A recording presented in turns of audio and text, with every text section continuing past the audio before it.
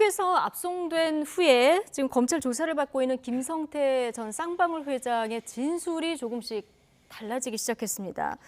특히 지금 대북 송금 의혹 관련해서 사업 차원에서 내가 개인 돈을 보냈다 이렇게 들어올 때 진술하지 않았습니까? 그렇죠. 그런데 지금 이재명 대표 방북을 위한 송금이었다. 자, 이렇게 지금 주장을 하고 있어요. 그래서 역시 처음 들어올 때 하는 얘기는 예. 한동훈 장관도 얘기했지만 별로 의미가 없습니다. 뭐 남욱 씨도 그렇고 뭐 다 보면 처음에는 아무것도 나는 뭐 잘못한 게 없다. 이재명 대표 알지도 못한다.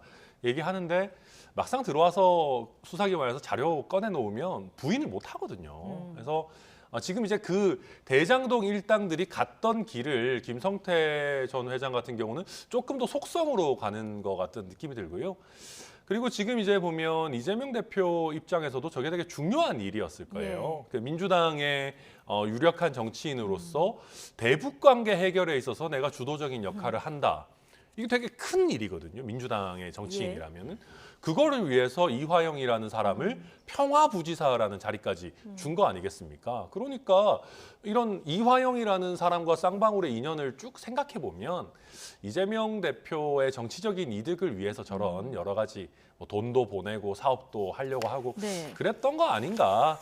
이제 세간의 의심이 이제 점점 확인되어 가는 과정이다. 뭐 그렇게 봅니다. 근데 민주당은 2019년 이때가 그 하노이 회담이 결렬돼서 남북 관계가 얼어붙은 시기에 경기도지사가 북한을 방문할 이유가 있겠냐 이렇게 지금 반박하고 있거든요. 그러니까 어쨌건 저 사업을 하루 이틀에 진행한 것이 아니라 2019년 1월부터 만나기 시작해서 관계를 만들어 가던 중이었던 거 아닙니까? 사업을 하는 쌍방울의 입장에서는 대북 사업을 뚫는 것은 본인들에게는 일확천금의 기회를 누릴 수 있는 것이기 때문에 사업가는 누구나 꿈꾸는 일이죠. 조금 더 멀리 가보면 정주영 회장 같은 경우에 북한과 거래를 통해서 북한 전역에 대한 개발권을 사들이기 위해서 엄청난 노력을 했었습니다. 이건 그러니까 순수하게 사업하는 사람 차원의 입장에서는 북한이라는 완전히 이 새로운 무대를 누가 먼저 들어가고 누가 먼저 차지할 것인가를 놓고 싸우는 과정에서는 당연히 할 수 있는 일이라는 겁니다. 게다가 하노이 회담 있기 전에는 남북 교류가 잘 되고 있었으니까요. 하노이 회담 결렬이 2019년 2월 28일이더라고요. 예, 그렇죠. 이제 그 뒤에 벌어진 일들을 말씀하신 대로지만 근데 경기도에는 남북 협력 교류 기금이라는 것이 별도로 존재를 해서 이런 돈들은 충분히 준비할 수 있었던 때였고요. 게다가 스마트팜 사업은 유엔이 정한 그 대북 제재 사업의 범위에 리스트에 들어가 있지 않았었습니다. 특히나 강화 유리를 현물로 제공하는 것은 현금으로 제공하는 것은 안 되지만 현물 제공은 유엔으로부터 허가가 떨어졌기 때문에 스마트팜 교류 사업을 하려고 하는 경기도의 이런 열의 또한 우리가 폄훼할 이유가 하나도 없습니다. 그런데 그 과정에서 저 사업가가 북한에 잘 보이기 위해서 돈을 건넸다? 그걸 이재명 대표가 어떻게 알 수가? 이재명 당시 지사가 무슨 수를 통해서 그걸 알아낼 수가 있었겠습니까? 그리고 김성태 씨 지금 하는 걸 보면 굉장히 자세하게 잘 진술하고 계시는 것 같아요. 이재명 대표를 한 방에 고꾸라뜨릴 수 있는 비결이 있습니다. 검찰이 지금까지 주구장창 이야기해왔던 변호사비 대납권. 김성태 회장이 지금 그 얘기 원래 진술받겠다고 들어온 거 아닙니까? 내가 이재명의 변호사 누구 A, B, C, D, E, F한테 각각 5천만 원, 각각 3천만 원, 각각 1억씩 송금했다라는 진술 하나만 나오면 이재명 대표 저죄를 못 지킵니다. 왜 쉽게 갈 수 있는 길을 놔두고 또 갑자기 대북 사업으로 돌아갑니까? 검찰이 이재명 대표와 관련된 수사를 하면서 한 번도 공언했던 수사를 하는 걸 본 적이 없습니다. 그래서 저는 김성태 대표가 이렇게 협조적으로 진술을 하고 있다라면 원래 얘기했던 혐의, 김성태가 들어와야지만 확인할 수 있다라고 부득불 검찰이 우겼던 혐의, 이 변호사비 대납 사건에 대해서 실체적 진실을 먼저 규명해서 국민들에게 알려야 되는 것이 순서 아닌가? 아니 그렇다면은 만약에 김성태 회장이 뭐 검찰의 의도를 해서 그렇든 어쨌든 진술을 이렇게 바꾼다고 하면은 말씀하신 대로 변호사비 대납 의혹 관련해서 뭔가를 더 만약에 거짓말을 얘기한다면 그쪽에 거짓말을 하는 게 더 빠르지 않겠습니까? 받은 사람도 있어야 될 테고요. 하여튼 여러 가지 방법이 있을 텐데 김성태 씨한테 왜 이 진술을 못 받아내는지 아니면 송금한 흔적이라도 찾아내면 되는데 애시당초부터 이거 조사하겠다고 쌍방울 털어놓고 이제 와서 딴 얘기를 하고 있는 검찰의 궁색함에 대해서 이야기하지 않을 수 없는 것이고 대북 사업의 특성상 사기업이 비밀적으로 하는 활동까지 이 지사에게 책임을 물어야 된다? 어떻게 하라는 겁니까? 자, 그러면 김성태 전 쌍방울 그룹 회장의 지금까지는 주장입니다만 어쨌든 북한에 총 800만 달러를 송금했다 이렇게 얘기하고 있고요. 시점은 2019년 1월과 4월에 200만, 300만 달러씩 해서 이거는 말씀하신 지금 스마트팜 사업 지원 사업 이 비용으로 보냈고 그런데 이제 2019년 11월에 보낸 비용 이 300만 달러는 이재명 방북 비용이다 이렇게 주장을 하고 있는데 이 주장의 신빙성은 어떻게 보십니까? 뭐 정확한 건 조사를 해봐야 되겠습니다만은 저는 이재명 대표를 보좌하는 사람들 또 이재명 대표 본인도 문재인 대통령이 못한 걸 이재명이 했다라고 하는 브랜드 굉장히 탐났을 거라고 생각합니다. 지금 이렇게 뭔가 트럼프도 못 풀고 문재인 대통령도 못 풀고 있는 이 경색된 상황을 한다면 한다. 사이다 이재명이 남북 관계도 지금 고구마 같은 상황도 풀어내겠습니다. 대북 문제에 있어서도 사이다 이재명이 되겠습니다. 얼마나 좋습니까? 탐났을 거거든요. 그렇게 이제 탐내서 이제 이상한 사람이랑 같이 뭐 하다 보면은 탈이 나는 거죠. 그래서 탐내다가 좀 탈이 나는 사건이 아닌가 하는 생각이 들고요. 방금 김선일 소장님 뭐 변호사비 대납 이런 얘기도 하셨지만은 저는 오히려 지금 이렇게 언론이 기존에 잘 알지 못했던 방북에 관한 대북 사업에 관한 내용들이 이런 식으로 조사되고 한다는 것 자체가 검찰이 뭔가 방향을 정해놓지 않고, 그러니까 민주당에서는 맨날 뭐 정해놓고 답정 기소 뭐 어쩌고저쩌고 한다고 하시지 않습니까? 그게 아니라 정말로 조사해보고 조사해서 진술이라든지 뭐 증거라든지 나오는 방향으로 공정하게 잘 수사하고 있다라는 하나의 방증이 아닌가. 그리고 특히나 이게 만약에 지금 사실이라면은요. 변호사비 이런 게 문제가 아닙니다. 이거 지금 대북 제재 무시하고 아예 현금을 막 이런 식으로 특정 정치인의 이익을 위해서 북한 쪽에다가 줬다. 이거 어마어마한 게이트거든요. 그래서 아마 중요한 것부터 수사를 하고 있을 거라고 보고 있습니다. 위원장이 말씀하신 대로 그걸 이제 요즘 말로 나올 때까지 턴다라고 하죠. 어디를 하다가 안 되면 딴 데로 계속 옮겨가는 게 있고, 두 번째는 방금 잘 지적해 주셨는데 경기도지사를 하고 있는 이재명이 자 대북 사업 하기 위해서 우리 현찰로 막 지금 주고 있습니다. 유엔 제재 사항이에요. 적발이 되면 크게 경을 치를 사안이고, 그 당시에 경기도가 제가 방금 설명드렸던 대로 스마트팜 사업을 위해서 현물 지원을 유엔이랑 협의를 해서 제재를 피해서 줄 수 있다는 것을 확인받은 상황에서 현금을 주고 잘했습니다. 통화를 하고 이러는 게 전 영화를 너무 많이 보신 거다. 글쎄요, 뭐 이재명 대표 같은 경우는 국내법도 썩 잘 지키시는지 모르겠는 분이라서 국제법은 더더욱이나 좀 글쎄요, 그렇게 존중하셨을지 저는 잘 모르겠습니다. 어쨌든 거듭 말씀드리지만 지금 뭐 검찰 조사가 진행되고 있고 김성태 전 회장의 지금 주장이라는 것 말씀드리면서 자 그런데 김성태 전 회장이 이재명 대표와 통화를 한 사실도 좀 인정을 했어요. 그런데 시점을 보니까 2019년 1월이라고 하는데 이때가 지금 앞서 이제 그래픽에서 보셨지만 송금되기 좀 직전쯤 되는 것 같아요.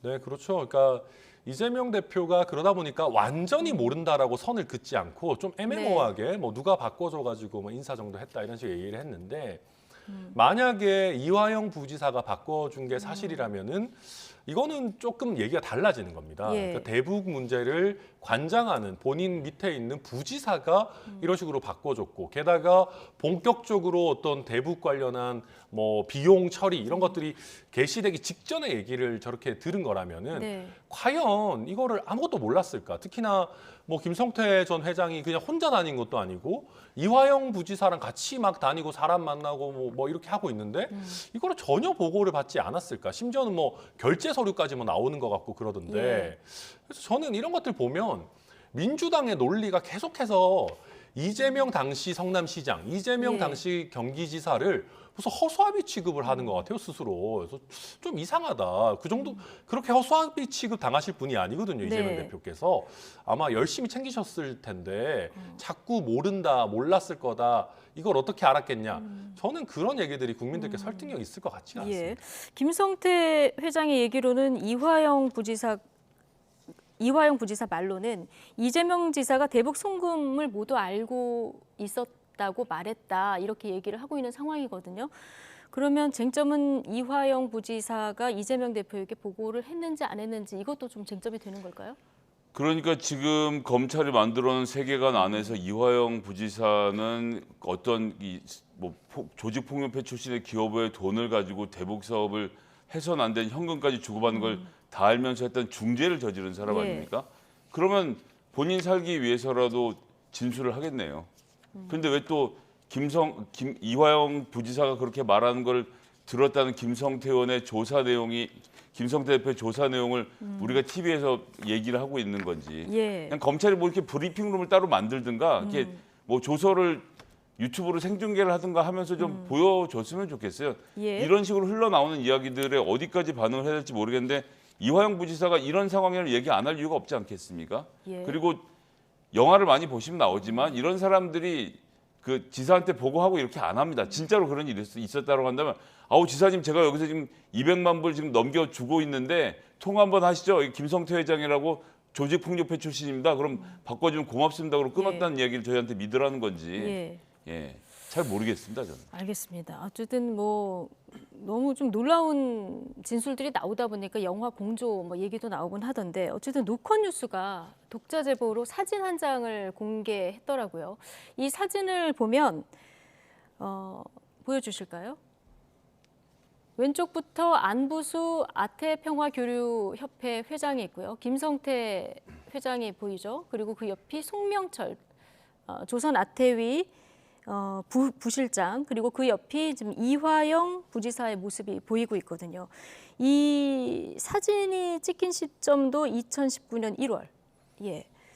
자, 통화를 했다고 했는데 이 자리에서 통화가 됐는지 안 됐는지는 모르겠습니다만은 어쨌든 이 전후로 통화가 이루어졌을까요? 이재명 대표도 KBS 인터뷰에서 누군가 바꿔줬다 이 얘기는 했었거든요. 지금 사진만 봐도 굉장히 편안해 보이죠. 조선 아태협 저분이 북한 분 아닙니까? 제가 네. 알기로는.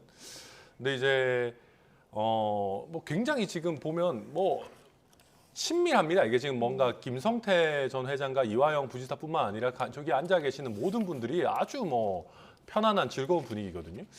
저런 정도의 상황이면 김성태 전 회장 입장에서도 이재명 대표에게 좀 편하게 얘기할 수 있는 뭐 그런 상황이었을 것 같고요. 그리고 사업하는 분들이요. 누가 진짜 힘이 있는지, 누가 결정권자인지 기가 막히게 알거든요. 예. 그러면 내가 어떤 사람을 위해서 몇백만 불을 쓴다라고 했을 때 그게 그냥 이화영이라는 사람만 보고 썼겠느냐. 예. 결국 타겟은 이재명 대표가 있었을 거고 그렇다면 어떤 형태로든요. 생색을 내게 돼 있습니다. 아, 지사님, 제가 지사님을 위해서 이런 것도 하고 저런 것도 하고 열심히 하고 있습니다. 물론 당시 이재명 지사가 그걸 구체적인 거 알고 싶어 했는지 아닌지는 모르겠지만 저분들은 또 그런 걸 당연히 어필하고 싶어 하는 것이거든요. 그래서 저는 저 정도 상황이라면 글쎄요, 충분히 어필이 이루어질 법도 하다, 뭐 그렇게 보입니다. 예. 어쨌든 시점상으로 쌍방울에서 송금이 시작된 건 맞는데 이재명 대표는 결국 방북은 하지는 못한 이런 상황이었었고요. 자, 김성태 회장이 이재명 대표 방북 비용으로 송금을 했다는 의혹에 대해서 이재명 대표는 검찰의 신작 창작 소설이다 이렇게 날을 세웠습니다. 한동훈 법무부 장관도 한마디 했는데요. 발언 같이 듣고 오시겠습니다. 대북 송금 300만 달러 대표님 방북 그래. 아마 검찰에 이제 신작 소설이 나온 것 같은데 종전의 창작 실력으로 봐서 잘 안 팔릴 겁니다. 검찰 출석 일자 조금 뭐 조율된 게 있을까요?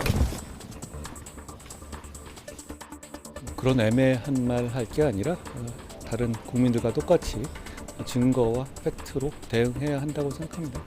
형사 사법에서 결국 남는 것은 그것뿐입니다. 이재명 대표가 주중이 아니라 주말에만 좀 출석하겠다 이런 걸 좀 고집하시는데 사실 이거에 대해서는 어떻게 보시는지. 보기 드문 일인데요. 보기 드문 일인 건 분명한데 검찰이 잘 알아서 수사 절차 진행할 거라고 생각합니다. 자, 검찰은 이재명 대표가 방북으로 정치적인 입지를 확보하려고 했다. 지금 이렇게 보고 있는데 지금 한동훈 법무부 장관 증거와 팩트 얘기를 합니다. 이 증거와 팩트를 증명하는 거는 결국 검찰이 해야 되는 일인 거죠.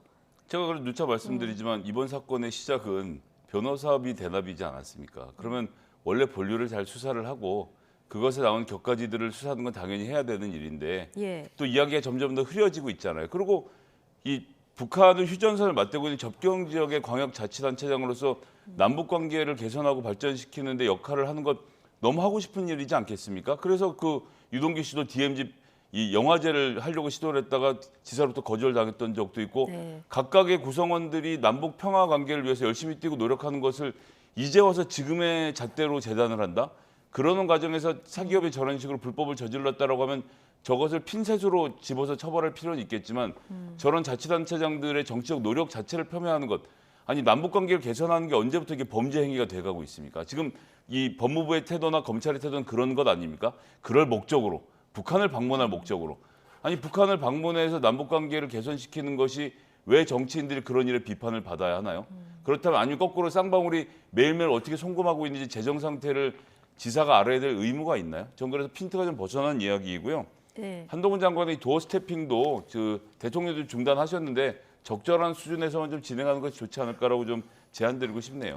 아니 이게 지금 정상적으로 남북 관계 개선을 위한 행위를 하면 누가 뭐라고 그러겠습니까? 근데 저런 식으로 불법으로 송금을 해가면서 굉장히 특혜성으로 뭐 이거 해가지고 주가 막 띄우고 그랬던 거 아니에요. 뭐 얼마나 연관관계 있는지 봐야겠습니다만. 게다가 지금 이 쌍방울의 행태와 그 경기도의 문제점이 연결될 수밖에 없는 게 쌍방울에서 이화영 부지사한테 무슨 뭐 법인카드 주고 차 주고 해서 뇌물 주고 이런 것들이 굉장히 많이 드러나서 지금 이화영 부지사도 이미 구속돼 있고 그런 거 아니겠습니까? 예. 그러니까 구린 구석이 너무 많으니까 이게 정상적인 대북 사업이 아니니까 지금 저희가 문제를 삼는 것이거든요. 그래서 이게 핀트가 정상적인 대북 관계의 어떤 뭐 발전 이게 아니다라는 예. 거 말씀드리고 그래서 이제 그때 당시에 이재명 지사가 그러면 거기에 대해서 이화영을 발탁한 것도 본인이고 쌍방울이랑 통화도 했고 뭐 아무 사이가 아닌 거냐. 왜 그러면 자꾸 이재명 지사는 이런 식으로 플롯을 스스로 만들어 주시는 거냐. 저는 좀 이해하기 어렵습니다. 네. 어쨌든 지금 대북 송금 의혹 사건 수사가 지금 속도가 나고 있고 이재명 대표는 대장동 의혹 관련해서 또 한 번 소환이 예정돼 있는 상황인데 오늘 유동규 전 본부장이 이왕 내가 목욕하기로 한 거 숨겨왔던 때까지 다 벗겨낼 거다 이런 이야기까지 한 상황입니다. 어쨌든 검찰은 수사를 어느 정도 진행한 뒤에 그 신병을 확보하려고 할 텐데 오늘 하태경 의원이 어떤 얘기를 했냐면 자 체포안 국회 만약에 제출이 되면 이게 의외로 가결될 가능성이 크다 이렇게 분석했어요. 민주당에서 이탈표가 상당수 나올 거란 거예요. 그럼 뭐 언론에 어떻게 되면 인용되는지를 잘 아시는 하태경 의원님이 또 워낙 말씀을 잘 하시는 거죠. 이 주장에 동의는 안 하십니까? 예, 전 뭐 크게 동의되지 않습니다. 지난번 노웅래 의원 투표 때는 그러면 국민의힘에는 정말 한 표도 반대표가 없었을까요? 예. 마찬가지군요. 그 당시에 노웅래 의원에다 가부를 던질 때 민주당의 당론과 반대로 던졌다는 많은 민주당 의원들이 존재하는데 예. 그런 걸 보면 이 투표 결과를 이런 식으로 예측하는 건 그냥 뭐 그냥 얘기를 하시는 거다라고 정도밖에 보여지지 않습니다. 네. 저는 좀 우스갯소리입니다만은 각 당에 교차 투표가 있을 수도 있다고 생각합니다. 교차 투표. 예, 아. 국민의힘 의원들 요새 사석에서 그런 얘기들 종종 하시거든요. 예. 아, 이재명 대표 빨리 잡혀가면 안 되는데 왜 이렇게 뭔가 빠르게 진행되냐. 그러니까 뭐 오히려 국민의힘 의원들이 부결 누르고 민주당에서는 이재명 대표가 지지율을 오히려 지금 누르고 있다. 민주당 지지율을. 그렇게 네. 생각하시는 분들이나 그렇기 때문에 네, 빨리 좀 이재명 대표의 뭐랄까요? 좀 배제가 필요하다라고 생각하시는 분들이 찬성을 하실 수도 있고 또 반대로 이재명 대표가 굉장히 결백하다. 지금 검찰이 전부 다 조작하는 거다라고 믿는 민주당 의원분들 입장에서도 이거 최대한 빨리 수사 국면을 끝내려면 영장 기각을 받아내야 된다. 아예 정정당당하게 법원 가서 승부해서 영장 실질 심사하고 우리가 기각 받아오자라고 하는 차원에서도 저는 뭐 네. 찬성표 던지시는 분도 있지 않을까. 그래서 의외로 결과는 예상하기 어렵다. 그렇게 봅니다. 교차로 양당에서 찬성 반대표가 나올 수 있기 때문에 결과를 예상하기 어렵다. 네, 이렇게. 저거 이제 기명으로 바꿔야 돼요. 제가 봤을 때는. 예. 그렇군요. 네. 자, 어쨌든 오늘 민주당에서 비명계 의원들의 모임으로 알려진 민주당의 길이 발족했습니다. 오늘 첫 토론회가 있었는데 이재명 대표도 참석해서 이제 축사도 했는데, 자, 이 모임을 주도한 김종민 의원의 발언 듣고 오시겠습니다.